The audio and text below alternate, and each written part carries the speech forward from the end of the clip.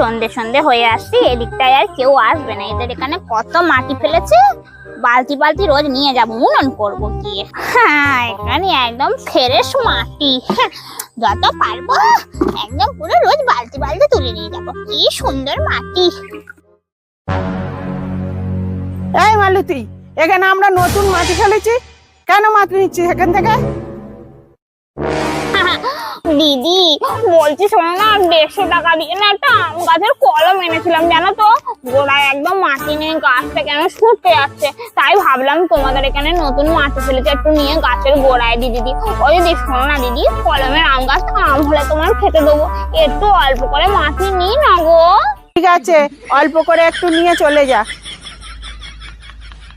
হ্যাঁ হ্যাঁ দিদি, একদম অল্প করে নেবো। হ্যাঁ হ্যাঁ, রোজ রোজ একটা একটা করে মাটি নিয়ে তোমার এখানে ফাঁকা দেবো।